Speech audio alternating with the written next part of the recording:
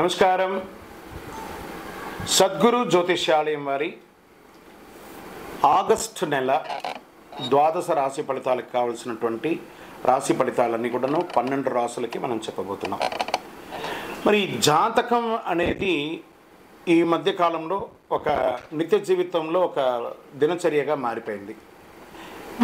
జాతకం తెలుసుకోవాలా తెలుసుకోకూడదా, అసలు ఎందుకు జాతకం? ప్రతి ఒక్కరికి నాకు ఉద్యోగం బాగుంటుందా, వ్యాపారం బాగుంటుందా, లేదా నా జీవితం బాగుంటుందా, నా ఆరోగ్యం బాగుంటుందా, నాకు కొత్త ఉద్యోగం వస్తుందా, వివాహం అవుతుందా, ఇలాంటి కన్ఫ్యూషన్స్తో చాలామందికి చాలా రకాలైనటువంటి సమస్యలతో జాతకం తెలుసుకోవాలనుకుంటున్నారు. మరి మన యొక్క ఛానల్ ద్వారా చూస్తున్నటువంటి ప్రేక్షక మిత్రులారా, వాస్తవానికి మీరు చాలా చక్కగా అందరూ కూడా చూస్తున్నారు.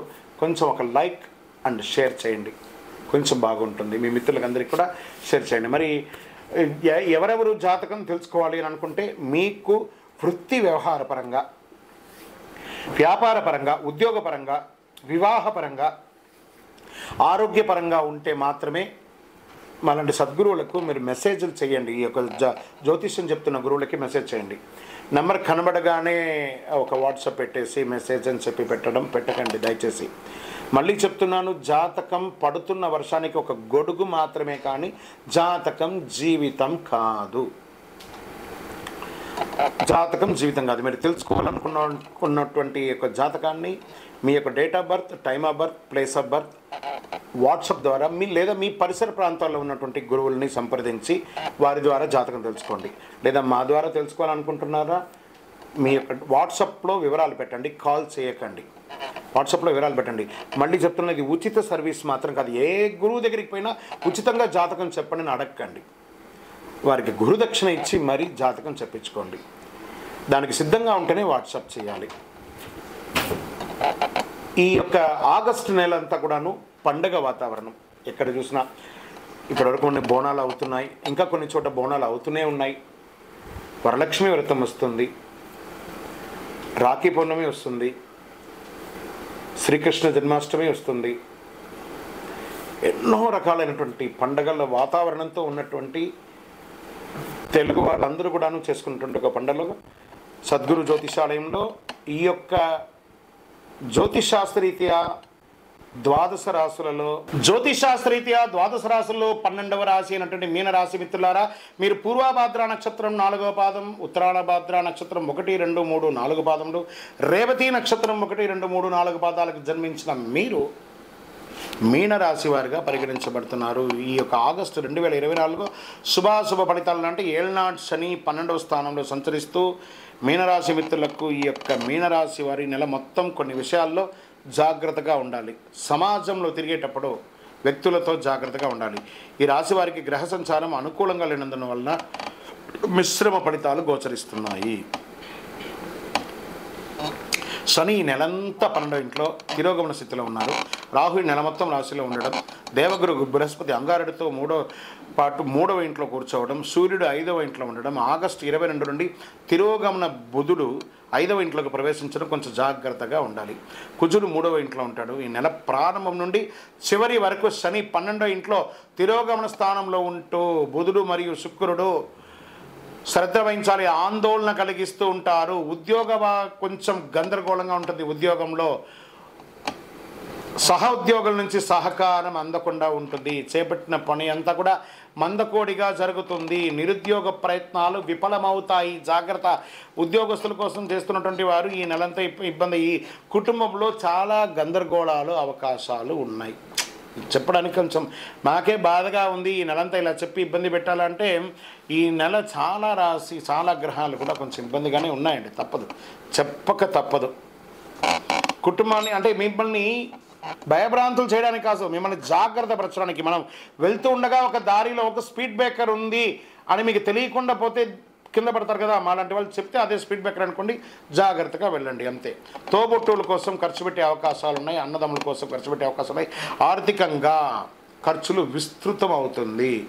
అది భూమి మీద కావచ్చు, ఇల్లు మీద కావచ్చు, హెల్త్ పరంగా కావచ్చు, వ్యాపార పరంగా కావచ్చు, ఇంటిలో శుభకార్యాలు కావచ్చు, అన్ని రకాలుగా ఒక మంచినీళ్ళ ఖర్చులాగా ఆర్థికంగా మీకు పెరిగే అవకాశం ఉంది.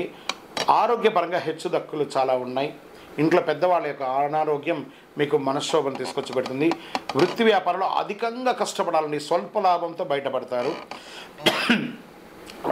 మాస చివరంలో మళ్ళీ ఆరోగ్యపరంగా మళ్ళీ పుంజుకుంటారు. గృహ నిర్మాణాలు ఏమైనా ఉంటే అవన్నీ కూడా మందకోడిగా సాగే అవకాశాలు ఈ నెల ప్రత్యేక శ్రద్ధ వహించాలి. వివిధ రకాల ఆరోగ్య సమస్యలు దారితీస్తాయి.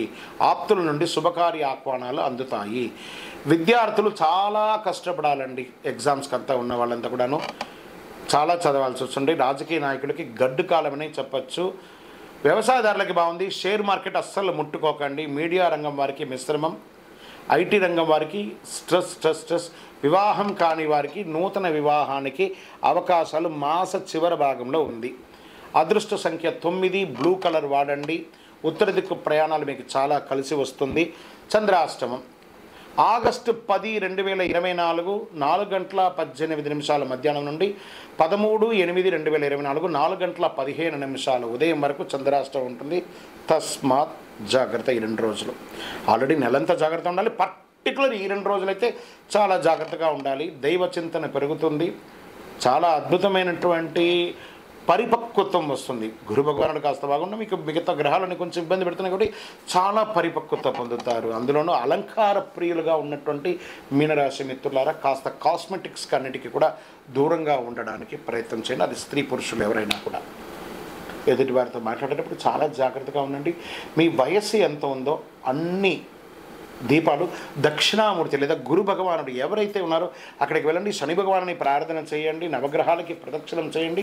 మీ కులదేవత ప్రార్థన చేసి వారి దగ్గర పోయి మీ వయసు ఎంత ఉంటే, సపోజ్ మీ వయసు 21 వయసు అనుకోండి, 21 దీపాలు పెట్టండి. 40 వయసు అనుకోండి, 40 దీపాలు ఒకటే చెప్పులో ఒత్తులు వేసి నువ్వుల నూనె వేసి వెలిగించండి.